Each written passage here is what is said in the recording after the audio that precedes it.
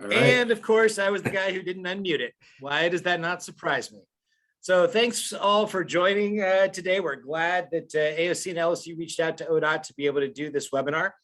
Some of you may have been part of our webinar last week. Unfortunately, we topped out at 350 people, so not everybody could get in. We also had a fun time because I accidentally sent out the wrong link, so everybody came into the meeting as Travis Brower. I'm glad to see I do not have 100 doppelgangers today. So apparently Brian and Jim are actually mildly competent at Zoom, unlike me. So I am going to start us off today. But first, I'll introduce the three folks who will be helping me give this presentation today. First will be Jeff Flowers. He's the head of our statewide investment management section, does the STIP work for us, and also manages the local programs. And so he is a key person across all of these programs for local governments. The second individual is Karen Criswell. She is the head of our public transportation division and has been working in this area for the last several years. She implemented the HB 2017 payroll tax transit program known as the STIF. And she thanks me on a regular basis for coming up with that ridiculous acronym. The third individual who will be joining us is Suzanne Carlson. She's almost new to ODOT, but she is a Northwesterner who's come back to us from a sojourn in Tennessee. She is leading ODOT's climate office. And as you'll see, there is a significant element of climate investments made under this bill. And so she'll talk about those areas. We really today wanted to focus in on some of the specifics related to the IIJA's implications for ODOT's or Oregon's local governments. And so we're going to go into a little bit more depth than we have in some other forums. And we really wanted to spend most of the time just answering your questions. So we're going to take you on a whirlwind tour of the IIJA focused on the areas of greatest impact for local governments, and then we'll turn to questions. We already put this in the chat, but to ask questions, go to slido.com, enter the event code local infrastructure. I also put a direct link that was probably too long for you to type in, but you can click on that link. The great thing about Slido and why we're using it today is you can submit a question or vote for a question that's already there. So it helps us to gauge which are the questions that are really the burning issues of the day. And we can focus on answering those. Hopefully we'll be able to get through a lot of questions, but we'll start with those most popular questions. And Brian, I think, will moderate that section of the discussion. So please don't use the chat for questions. If you're part of a webinar, you know how difficult it is to follow those questions in the chat, but feel free to chat away on this during this webinar. I'm going to start by walking you through some of the basics of the IIJA and then turn into some of the programs. As you probably have heard, the IIJA is a $1 trillion funding package for infrastructure. And that sounds like a lot of money, and it turns out it is. And yet it's important to note that that's $1 trillion for all types of infrastructure, from water, wastewater, to broadband, to energy. And of that $1 trillion, about half of that is for transportation, $567 billion. Of that, a significant portion goes to non-surface transportation programs like aviation and marine and things like that. So the surface transportation program is really it's a subset of the $567 billion for transportation. And even of the surface transportation portion of the program, a significant amount of it is not new money, because included in the IIJA and in the $1 trillion is existing money that has been reauthorized by Congress. So the surface transportation component includes a reauthorization of surface transportation programs. It includes some new programs for resilience and climate. It also includes some new special funding for bridges and electric vehicle charging, as well as a huge amount of discretionary grants that USDOT will dole out through competitive processes. And all of that is over 5 years. We're not going to talk about the discretionary grants that USDOT is going to hand out today. Instead, we're going to focus on the formula funding that is coming to Oregon under the IIJA. So under that, we see that in the highways and special programs area, Oregon is going to get about $1 billion in additional funding over 5 years, a 38% increase. In public transportation, we're going to get about $200 million in additional funding over 5 years, about a 35% increase. And most of that increase comes in the first year. So we all have a lot of work to do to get projects out the door quickly, given the rapid ramp up in the funding under the IIJA. One of the things we've been sharing lately, just to set expectations appropriately, a lot of people heard about $1 trillion federal infrastructure bill and assumed that we were just going to be swimming in additional federal dollars. And certainly there is a significant additional investment. This really is truly a generational investment by the federal government. But in many ways, it's important to put it in context of how large the IIJA really is. When you look at funding in 2026, which is the final year of the IIJA when funding is at its peak, same year that funding under HB 2017 is fully implemented with all the tax and fee increases in effect, you see that the HB 2017 investment is about 2.5 times larger. And so that is important context, that while this is an important investment, it is perhaps not as much money as people were expecting or hoping. So with that as background, why don't we launch into a discussion of some of the programs in the IIJA.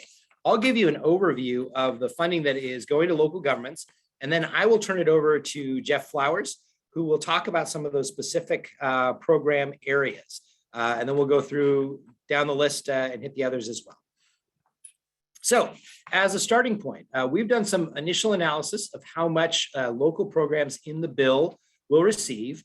This is the additional estimated total funding over 5 years. And I should note that most of these numbers are pretty solid. They're probably within 5 to 10%, but the numbers you see 6 months from now may look just a little bit different as we learn a little bit more and we make the calculations. And there's a couple different ways to calculate this, so we've tried to be consistent. What we see is that just right off the bat, based on existing formulas in federal law and existing agreements that ODOT has with local governments, we would expect that there would be about $200 million in additional funding for local governments right off the bat. I'll tell you that with some other things that are likely going to happen, some things we'll talk to you about today, I think it's probably going to be closer to 250 million or somewhere between 250 and $300 million when all the decisions are made in terms of total all-in funding. So there are a number of statewide programs that will receive a plus up in funding. There's 2 different categories under that. One is discretionary grant programs, and one of them is formula programs. So the safety program, otherwise known as ARTS, or the All Road Transportation Safety Program, is one that Jeff is going to talk a little bit about.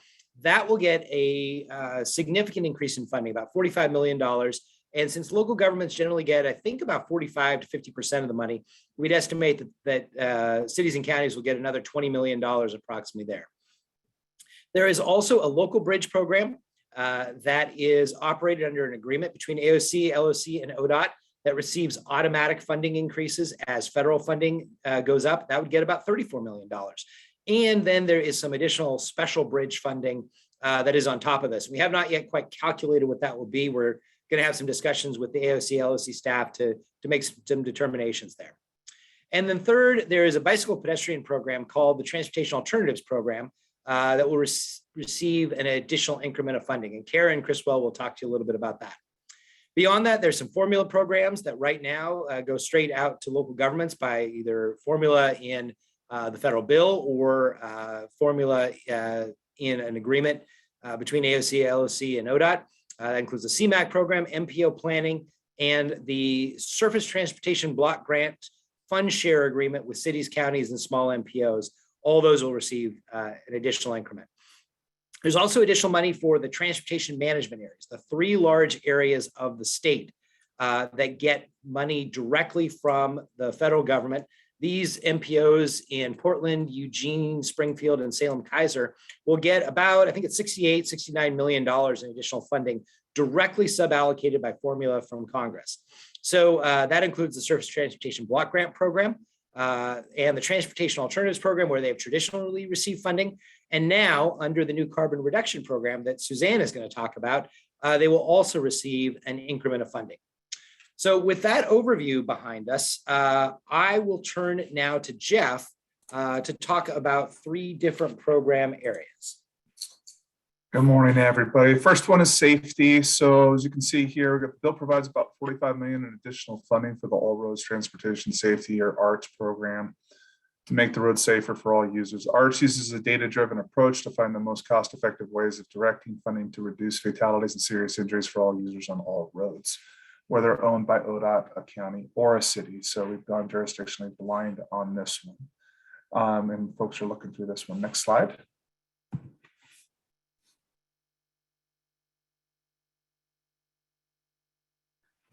Bridges. So there's two parts to the bridge program that's going to occur here. The first part is that there's $250 million in additional direct investment. This is one-time special allocation funding coming from the bill. This is the amount that Travis mentioned that we need to meet with AOC and LOC to determine what the splits are going to be to help supplement the existing local bridge program. The other is the local bridge program itself, which, based on the formulas that we currently have through our agreement, there's $34 million of additional funding coming through to the program, which will then go through its normal process for allocation, just like everybody's used to on that front. ODOT will continue to put bridges into the state-funded local program. That part of it is not seeming to be an issue for us at this point, just because we've got enough mechanisms because of the House Bill 2017 to be able to provide some swaps to allow state-funded local program to continue on the bridge front. And that will be for both, not only the regular local bridge program, but also more than likely for the additional funds coming from the special allocation of bridge cash as well. Next slide. And probably the one that most folks are interested in, the STBG, or the State Transportation Block Grant Fund Sharing Agreement, or as everybody knows it as, Fund Exchange. The agreement we have currently will bring in an additional $32 million over 5 years that will be shared with the cities, the counties, and the small MPOs. ODOT, AOC, and LOC are discussing potential improvements to this program. We do not have the state cash to expand the program, so this $32 million is going to be a talking point when we meet with AOC and LOC. What and how and all that looks like, we do not have question or answers to at this point. We don't have anything on the table. We just know that it is a top talking point for us when we meet to start figuring out the next steps of the bill and the impacts to everybody. I know this will be a hot topic when we probably get to some questions and everything else, so we'll save that to the end. And with that, I'm going to turn it over to Karen Criswell to talk about active transportation. Thanks, Jeff. So as Travis mentioned earlier, there's an additional $3 million in additional direct funding to the Transportation Alternatives Program. There's been a shift in the allocation. So it used to be 50% to the large MPOs, 50% to ODOT. With this bill, that's shifted to 59% to the large MPOs and 41% to ODOT. So what we are currently anticipating is that the TAP funding that we receive will likely be just pushing that straight into the Oregon Community Paths program. Whether we go deeper on the existing list because it is a heavily oversubscribed program, or whether we do a new solicitation, whether there's any refinements to the criteria are still all to be determined. Next, please. In the public transportation realm, so as you heard earlier, there's approximately $200 million in additional funding for public transportation. A really large portion of that, the majority of that, does go directly from the FTA to the large and small urban transit providers in the state. Having said that, though, we are still looking at around 30% increases in the funding programs that do run through ODOT. And so that's things like improving funding for services for older adults and people with disabilities. It includes plussing up the funding for transit buses and bus facilities. We will be leaning even more heavily than we have in the past to transitioning the state fleet, which is over 1,000 vehicles, more so into low and no emission. And this funding also helps us to continue with other initiatives that we're working on to provide technical assistance and support to transit providers in analyzing their propulsion method options and their facilities options, to continue to to reduce greenhouse gas emissions. And next, please. And I pass it to Suzanne Carlson. Great transition on the low and no vehicles. So the bill will have, as you see here, an electric vehicle focus with 52 million coming to Oregon in formula funding to expand electric vehicle charging stations. These are going to be focused on the alternative fuel charging corridors, of which Oregon has 7. There'll also be significant competitive grant opportunities that we can use for priority community charging needs in urban cores and other communities.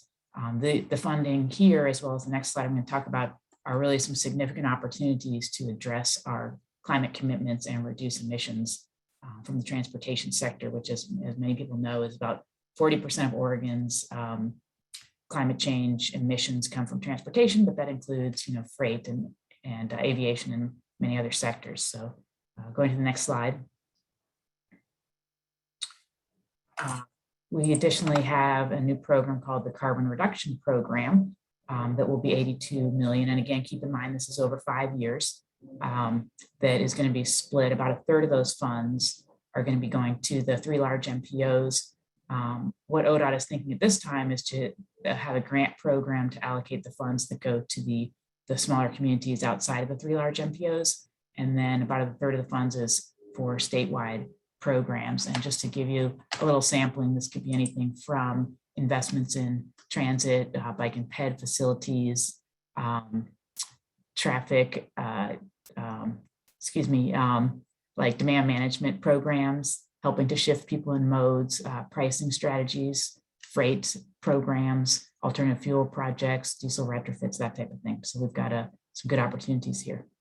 I should say as well, we're on all these programs are waiting for more guidance from the feds. They will be developing further guidance to help influence how and where we're able to spend funds. And with this, I believe I'm passing it back to Travis.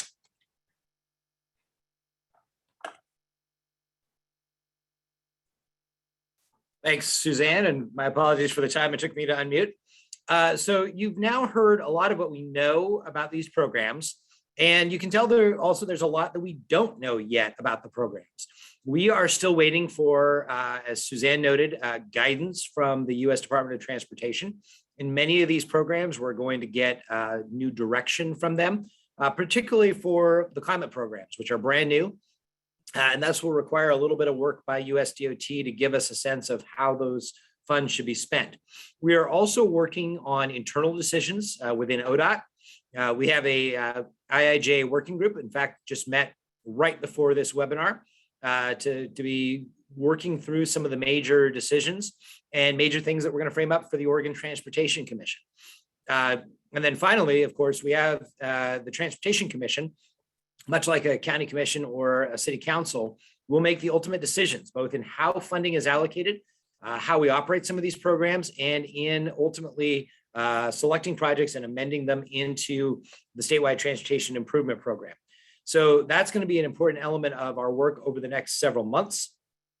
The commission is going to be taking up this decision process really over the next several months, and with the goal of trying to get at least the decisions on funding allocation done by the end of March, so that we can move into project selection and then project development, as we have a lot of need to get these projects out the door and moving through that process very quickly, so we are able to obligate federal funds and not lose any of those federal dollars. There's a question in the chat about how much the money is truly flexible and not allocated to any program. It's about a third of the total funds. Of the $1.2 billion total, there's about $400 million in highway program funds that are flexible and available for the OTC to allocate among different priority areas, whether that's safety or public and active transportation or congestion relief or fix-it programs or local programs or other things.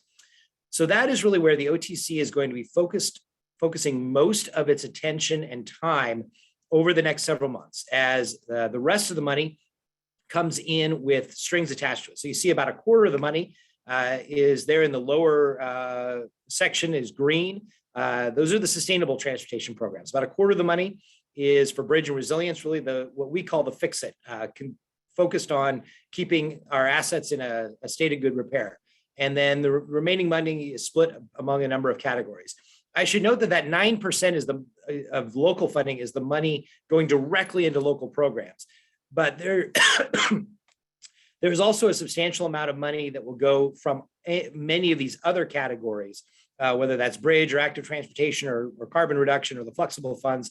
Also, some of that money will go into local government programs as well. So we estimate that of the highway program funding, local governments will probably get somewhere between 20 and 30% of the funding, which is in line with recent history.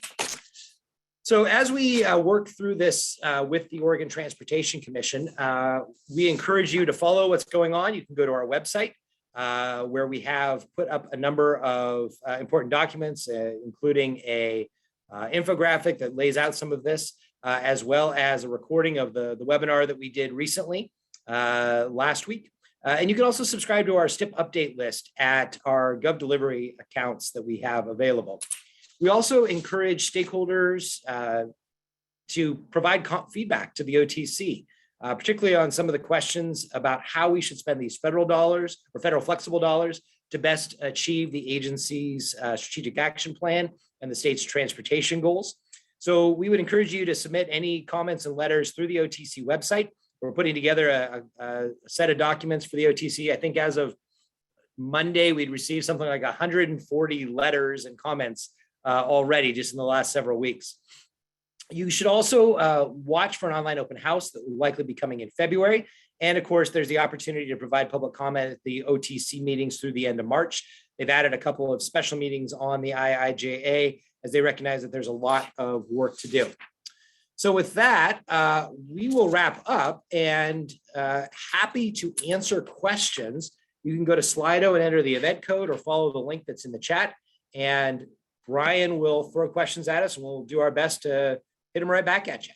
So thank you very much for your time today and look forward to answering questions.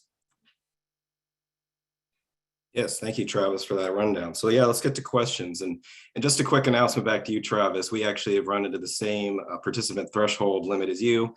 Technology has bested us again. I thought we had a 500-person limit, so Zoom will definitely be getting a nice email from me. Aren't you, Zoom? So, but again, we're recording this, we'll get this out. And I think, like Travis said, there's lots of events coming up. And I think we look forward to probably holding another one of these for local government because there's a lot of issues still left to get to. So why don't we get to the first question on our list, Travis? What is preventing ODOT from allocating more funding for direct distribution to local governments via the SDBG program or other local funding programs? Yeah, so we have significant flexibility under the federal statutes to invest a variety of funds, particularly the SDBG funds, in a variety of areas, whether that's state highways, whether that is local roads, whether that's public and active transportation.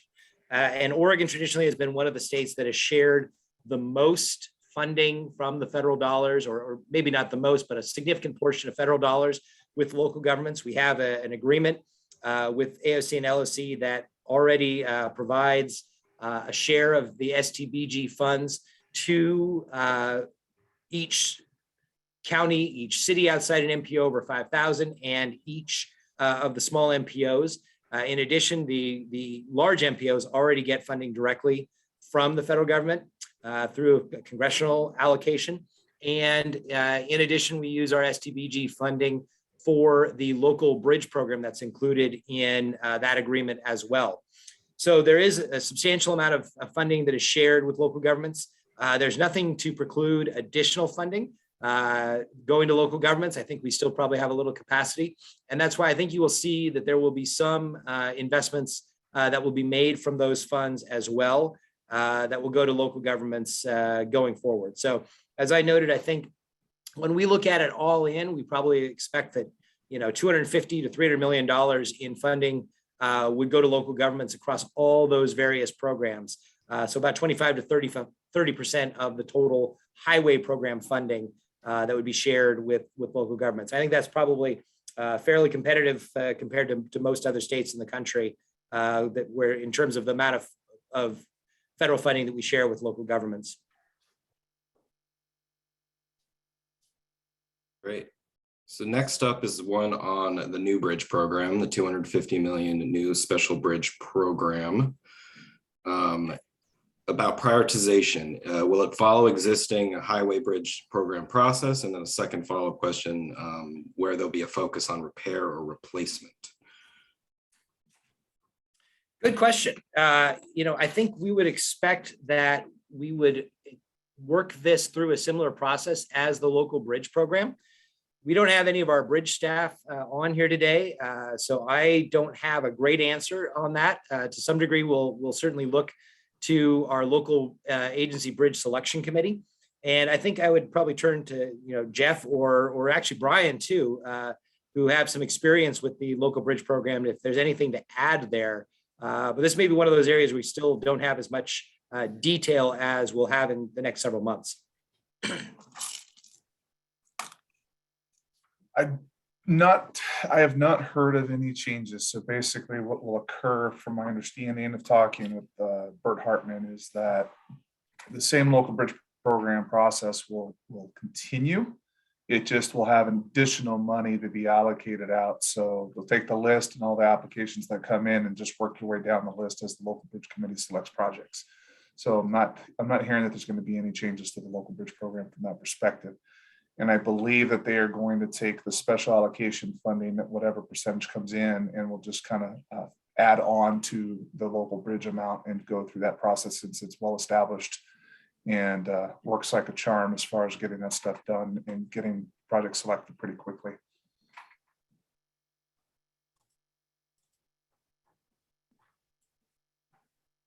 Brian, I think you've been part of that process in recent years. Is there any other details that you have heard in conversations?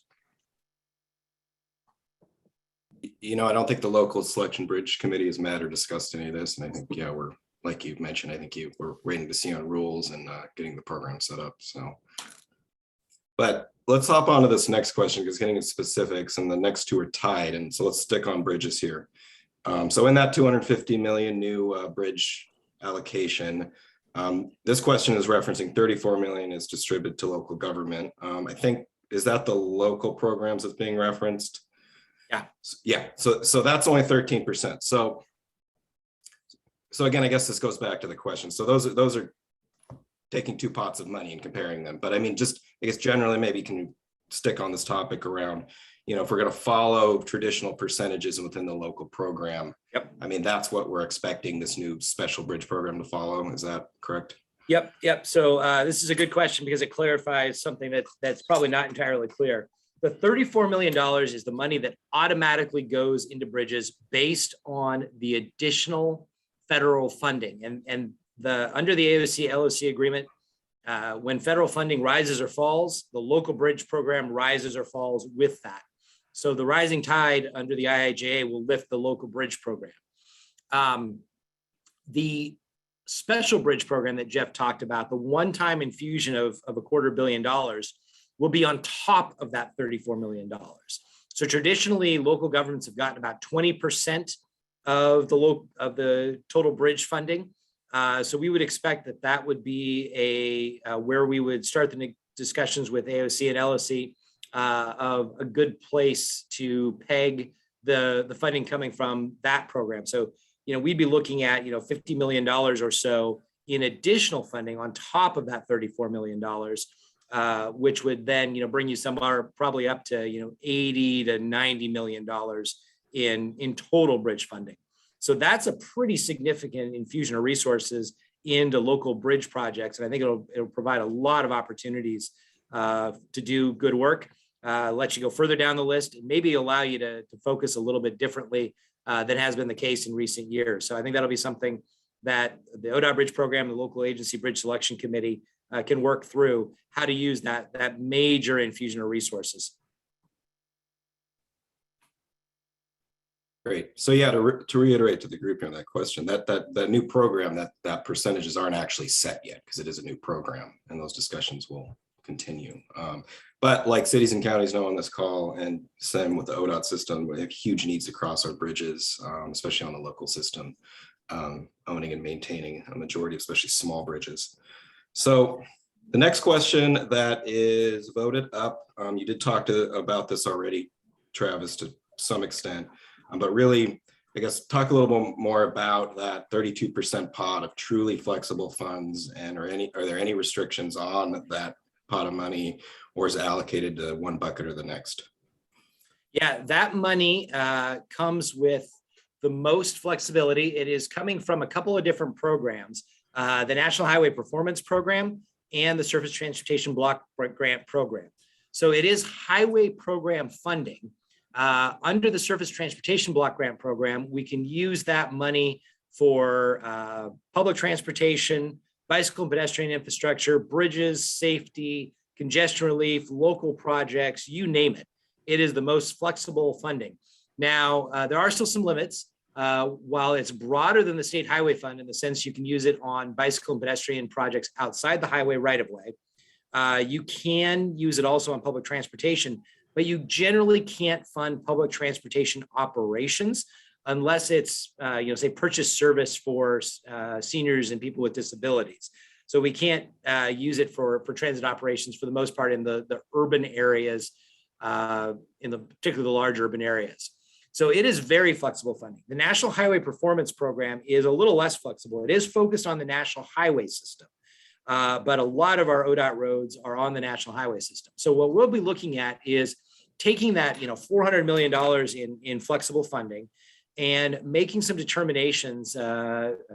Ultimately, the OTC will have to make the determination and decision about where the funding goes, about how that should be invested between bridges, pavements, local programs, ODOT programs, public and active transportation, congestion relief, all those various areas that are eligible. What you'll see us do over the next several months is have an ongoing dialogue and discussion with the OTC that will kind of go through an iterative process to work through what are the best ways to use those dollars. We'll lay out in January the areas of the system that we believe need investment and have some conversation with the OTC. And then we will be doing some analysis, putting together different scenarios, different options for how they could allocate the funding, and seeing then how those funds, when invested that way, will address the agency's strategic action plan and the state's transportation goals. Now, I'll tell you that given how little money we're actually talking about in the flexible pot, $400 million is a lot of money. But when you look at our last STIP, we had over $2.1 billion that was allocated in the last STIP.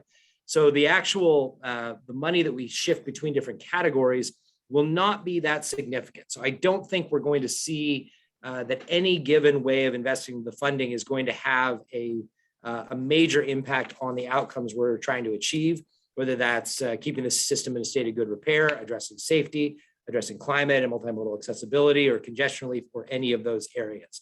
But it will be an ongoing discussion with the OTC and an opportunity for local governments to weigh in on priorities, either for the state system or for local systems.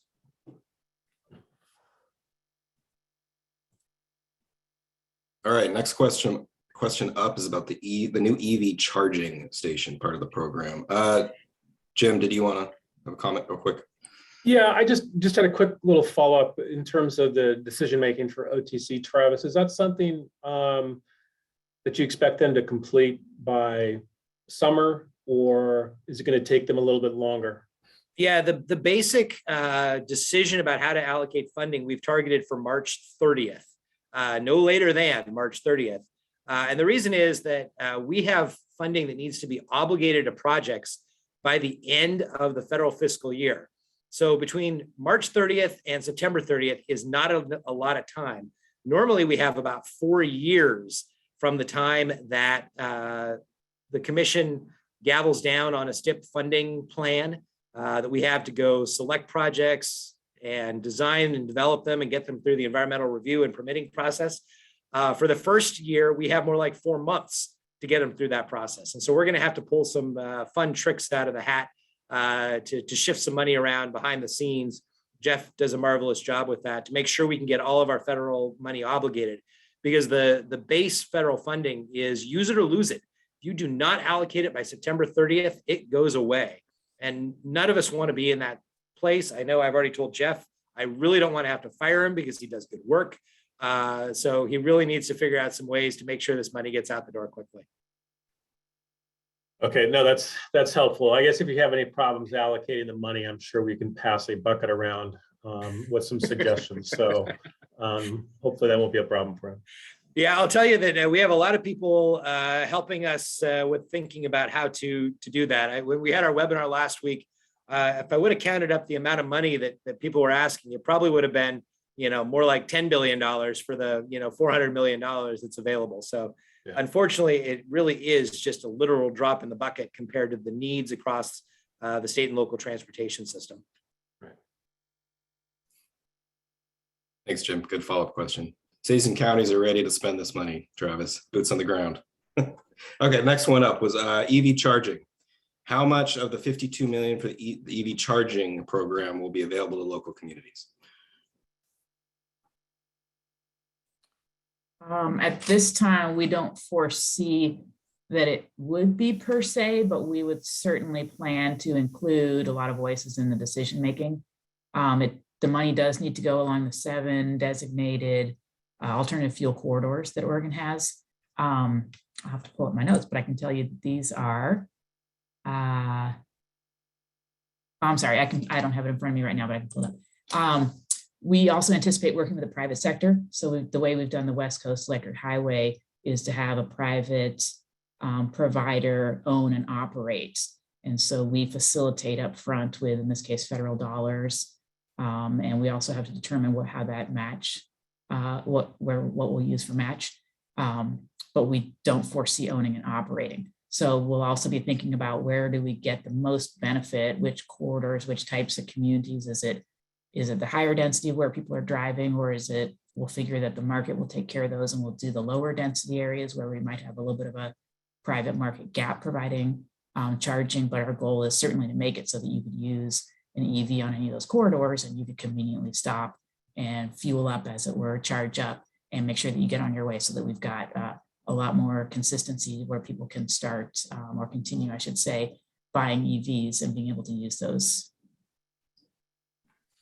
Suzanne, can you give us a sense of how we're going to approach the discretionary grant program? Because there's, in addition to $5 billion nationwide that we're getting the 52 million out of, there's also a $2.5 billion discretionary program that has a little bit fewer strings attached, not quite as focused on the corridor. So can you tell us a little bit about that?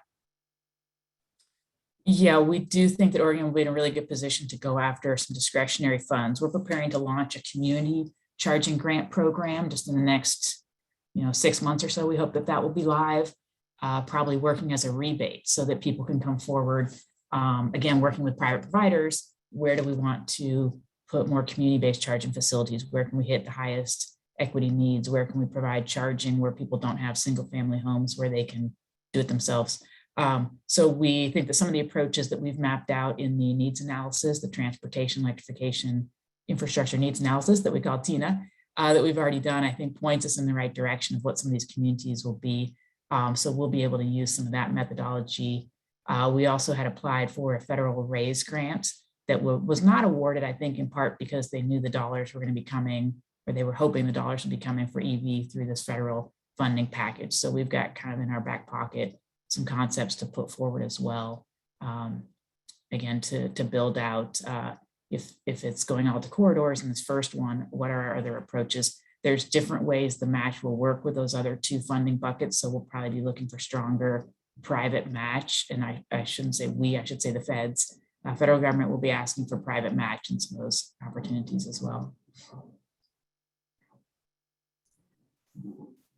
Great. So large focus on the corridors, but huge opportunity Travis mentions with this discretionary grant too. I mean, I think you see in the question here with cities and counties, I mean, we have huge gaps, especially in the rural system and rural communities outside of those corridors too. So I think there's a lot of interest in pursuing those from a lot of our communities across the state.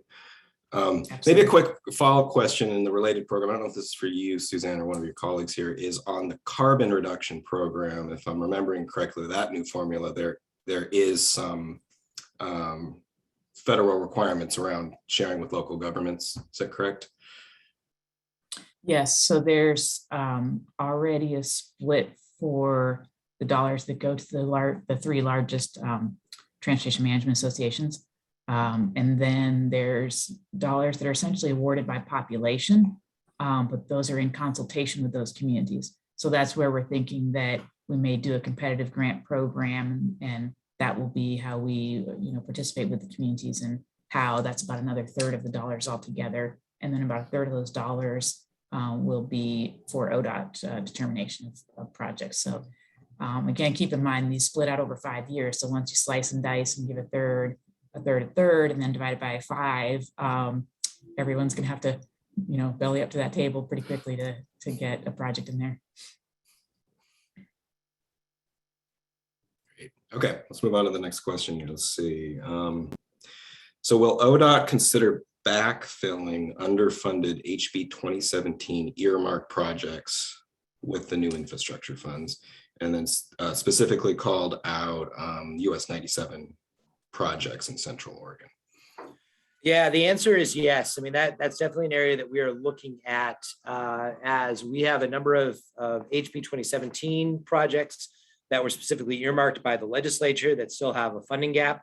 And we have other projects across the state that we have partially funded and needed, an additional final increment of funding in order to get that project off the ground or completed and get the full benefit out of it.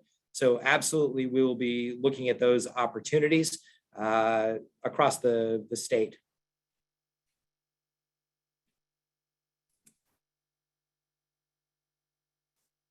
Okay, next question. It's about fund exchange program.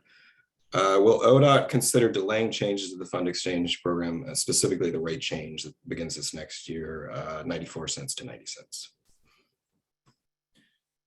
So I can take that and turn to Jeff as well. Let me give you a long-winded background explanation before we get to the answer on this one. So ODOT has a long-term shortfall in our operations and maintenance funds. Our funds for transportation programs and projects are doing quite well as a result of HB 2017, as a result of the IIJA, because both Congress and the legislature direct almost all of these funds into projects. So in HB 2017, only 6% of the money that came to ODOT was available for ODOT maintenance and operations and agency operations. So unlike local governments, you've generally gotten additional increments of state highway fund dollars out of the Jobs and Transportation Act or HB 2017 and been able to use them for your own forces and basic day-to-day maintenance. The legislature has not given ODOT that ability. So what we're seeing is our funding for highway maintenance and agency operations, which includes the DMV and our Commerce Compliance Division that regulates trucks, as well as just our basic support functions, whether it's HR or procurement or IT or finance. That funding is flat, and yet our costs are growing at about 6% a year. What we see is that we opened up a massive budget deficit. We had a state highway fund O&M deficit of over $700 million through 2027 that we discovered a couple of years back. And so most of the work that I've been doing over the last couple of years with help from Jeff and other people has been trying to close that gap. We now, with our latest state highway fund forecast, which is showing strong economic growth, expect that gap through 2027 will be pretty much closed. So that's the good news. The bad news is that we still have an annual budget gap out in 2027 and beyond of well over $100 million a year. So it means we have pushed the problem out. We have not yet solved it. One of the ways that we were able to reduce that budget gap was to work with AOC and LOC to modify the fund exchange program that is available under the fund share agreement and the state funded local program, where we take federal dollars and swap them out for state dollars to make it easier for ODOT and local governments to deliver projects. That saved us a substantial portion of the funding that now allows us to avoid really deep cuts to maintenance forces. The challenge we have is that the IIJA will actually push us back into a greater deficit. So there are three areas where we're impacted. First is we will have to put more of our state O&M dollars into matching federal dollars, just like local governments will as well. We don't know the impact there, but it will push us the wrong way. In the same way, we will probably have to hire some additional staff to deliver these programs. And unfortunately, that will push us further into deficit as well. And then third, if we do nothing, the increase in funding going out to local governments under the fund share agreement and the state funded local program will significantly increase our deficit. I think it's by about $5 million a year. Actually, no, I think it's more like $6 million a year under the fund share agreement, and it would be more under the state funded local program. So we're going to have to take a look at some of those programs and determine how we can limit that impact. Every $1 million of funding shortfall is the equivalent of someday perhaps having to lay off 10 maintenance workers out there on our state highways, keeping the roads safe and open to traffic. So we're going to have to look for alternatives to making those deep cuts to operations. The one thing I will commit to you is we will in no way reduce the amount of money going to local governments, available to local governments. The question may be what color of money is available for those. So we will have no intention of reopening any agreements to reduce the total funding going to local governments, but we'll have some conversations about what color of money is available to swap out for federal dollars. So that the answer, unfortunately, is no. And unfortunately, we're likely going to have to even have some further conversations about how to limit the impact of ODOT's operations and maintenance funding even further.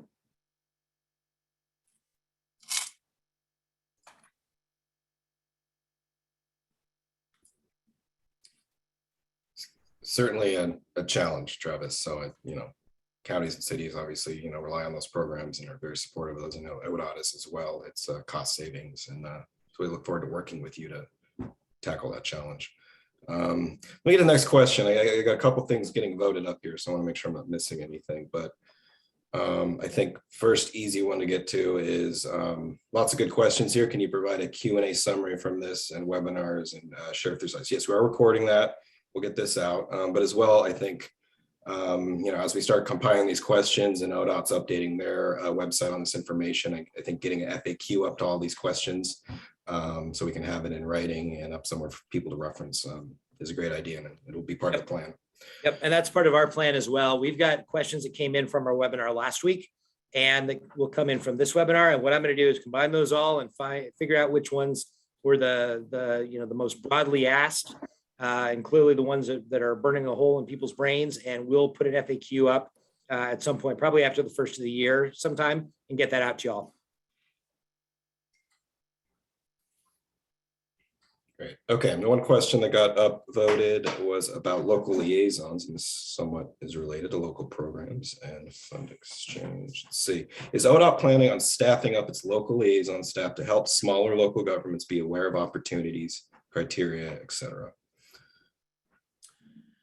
So, yeah, I think the answer is yes, we're considering that. We are looking at the totality of the IIJA and recognize that we're going to need some staff to deliver programs, some staff to help with local projects and programs, and we'll be likely making a request to the legislature in 2023 that would allow us to staff up with some of these areas. I mean, if we're going to deliver $200 to $300 million in additional local projects, that's going to require some additional work. So I think the answer is yes. Jeff, do you have anything to add to that? No, I think you covered it because we're still trying to figure out the volume.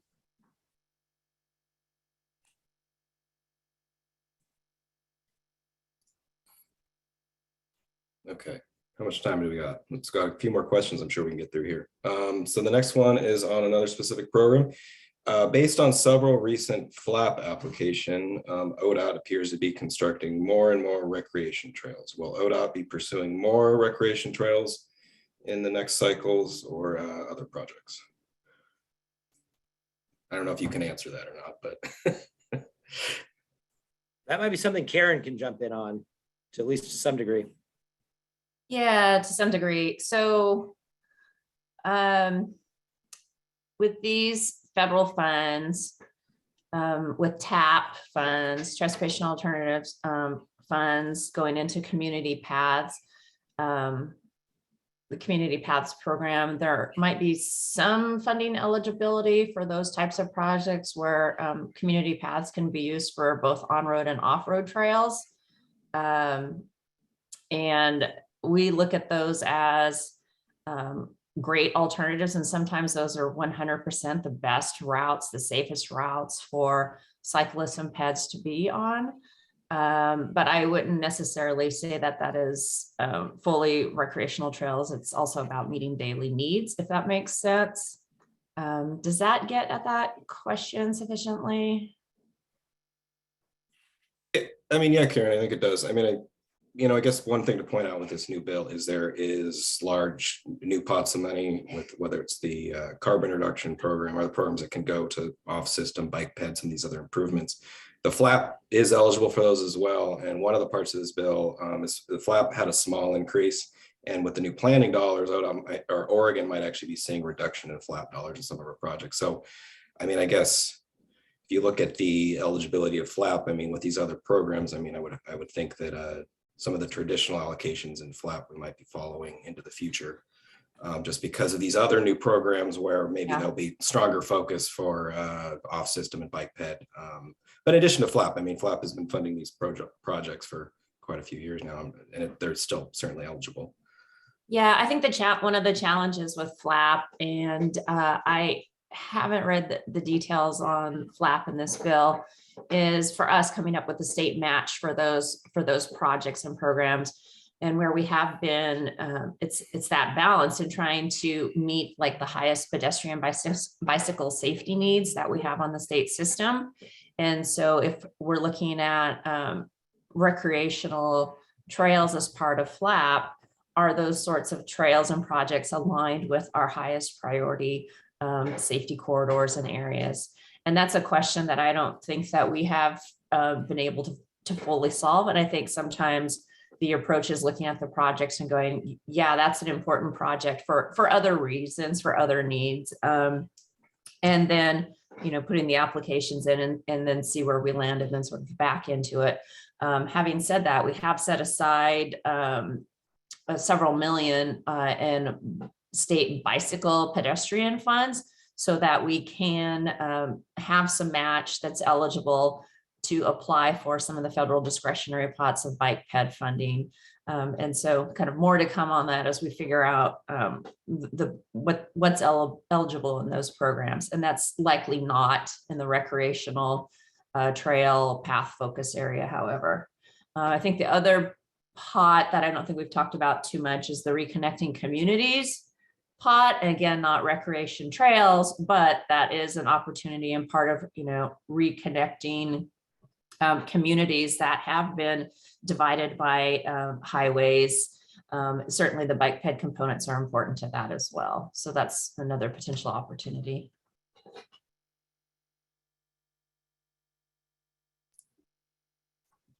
Great. Well, another new opportunity in FLAP is they also changed the match component up to 100% federal share in this new bill. I know a lot of our local governments have struggled with prioritizing their projects onto federal lands, not maintaining, those roads or paths or, what other those systems are. And so that local match component will, I know, help a lot of these projects that are priority on the federal system, but sometimes we can't get the local priorities there. Next question is about fix-it programs. ODOT recently indicated that they are allocating funding ODOT programs at the expense of pavement preservation. I think that's in reference to the switch in buckets within the next STIP cycle. Will ODOT now shore up the fix-it program? Travis, I can give you a sense of that. So there was in the last STIP, fix-it basically was held about flat, and Public and Active Transportation took received about $100 million in additional funding, and the enhanced highway program went down significantly as the HB 2017 projects went away. We are indeed looking across the totality of the system and looking for opportunities to ensure we have the funding needed for keeping our bridges, pavement, and culverts in a state of good repair. Already, the funding in IIJA will provide about $250 million for that between the Protect program and the bridge investment. So there will be a significant investment there. But we would also expect that the commission is likely to put some of that flexible funding into some of those areas, particularly for pavements, which doesn't get anything directly from IIJA. So watch that as part of the process that will play itself out over the next several months.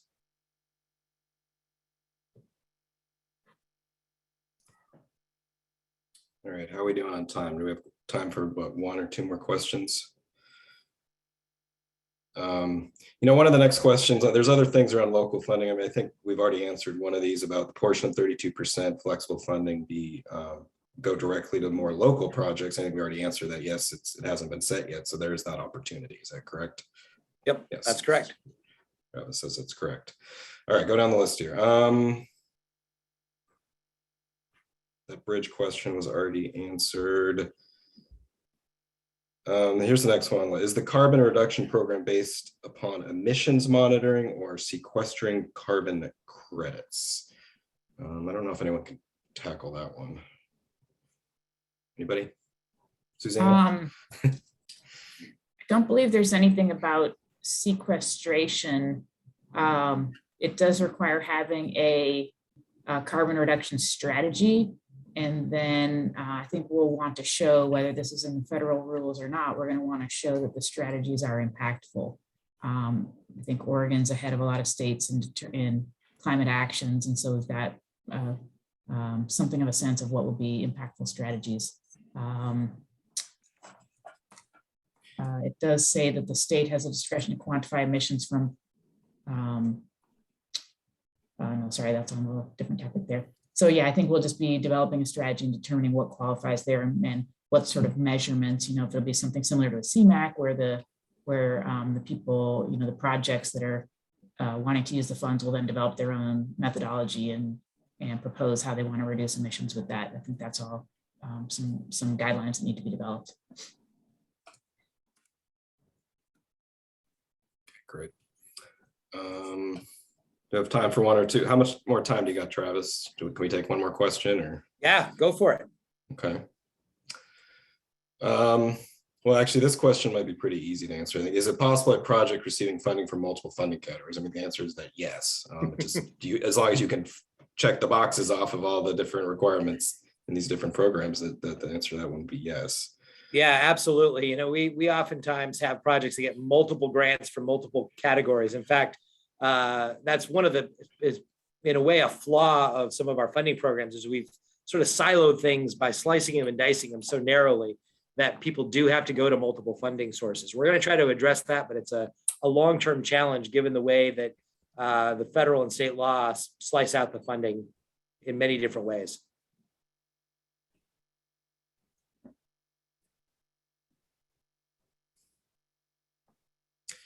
Well, we have more questions on the list. I'm not going to kick you out of here, Travis, if you're willing to keep answering questions. Why don't we go to about 10:05? I'm happy to stay around for a little while longer before we need to move on to the next thing. So happy to do a couple more. Okay. Some of these questions I might need to get clarification on what they're asking. Let's see here. How about this one? What about additional funding towards the smaller communities, such as to the SCA, small city, small county allotment? That could be either one of those acronyms. Yeah, that's actually something that Jim and Brian and I and Jeff have had some initial conversations about. The funding allocation in the agreement, sets the total amount and then also has a formula. And ODOT is very open to opening up formulas in there. I think that's really going to be up to the cities and the counties to make a determination of whether you think there's a better way of distributing funding among the cities. In the COVID-19 relief funding that we received from the federal government, LOC chose to put some money into the small city program. And we certainly would be open to putting more money into small cities or changing formulas, et cetera. So that really is going to be a question AOC and LOC will kind of take the lead on and bring their thoughts to ODOT.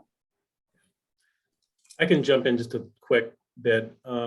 So Travis, since you mentioned some of that other federal money that kind of came in, dropped out of the sky, we were able to put a little bit more of an allocation into that small city allotment program, at least some kind of proportional increase. And I think we'll have some conversations, obviously, with Brian and county folks and stuff to try to figure out at least a perspective on how to go forward with some of those flexible funds.